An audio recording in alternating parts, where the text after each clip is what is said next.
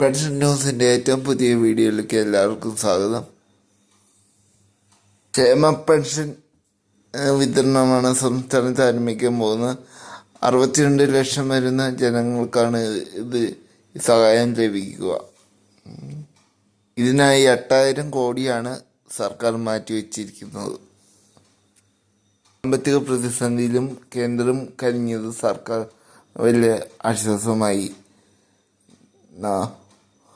4 മാസത്തെ കുടിശ്ശികയിൽ 1 മാസത്തെ കുടിശ്ശിക വിതരണം ഇതിനോടൊപ്പം വിതരണം ചെയ്യുന്നതാണ് വരുന്ന വാർത്ത.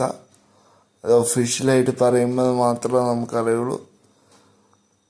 എന്തായാലും ഈ 20-ാം തീയതി കഴിയുമ്പോൾ 25-ാം അടുപ്പിച്ച് വിതരണം ഉണ്ടായിരിക്കും.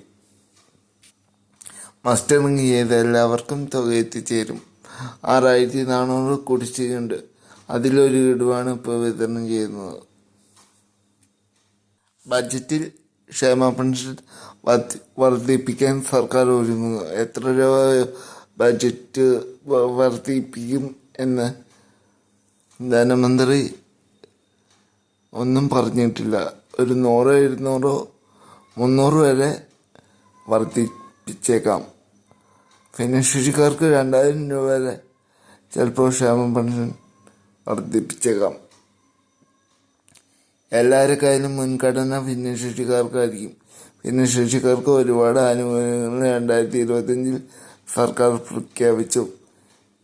ഈ ജനുവരി മാസം 3200 നമ്മുടെ ബാങ്ക് അക്കൗണ്ടിനും കൈകളിലെത്തും. ഇതുപോലത്തെ ക്ഷേമ പെൻഷൻ അറിവുകൾക്ക് വേണ്ടി ഈ ചാനൽ സബ്സ്ക്രൈബ് ചെയ്യുക, സപ്പോർട്ട് ചെയ്യുക. നിങ്ങളുടെ അഭിപ്രായങ്ങൾ കമൻറ്റ് ചെയ്യുക. കൂടുതൽ ആൾക്കാരിലേക്ക് വീഡിയോ ഷെയർ ചെയ്യുക. വീണ്ടും അടുത്ത വീഡിയോ ആയിട്ട്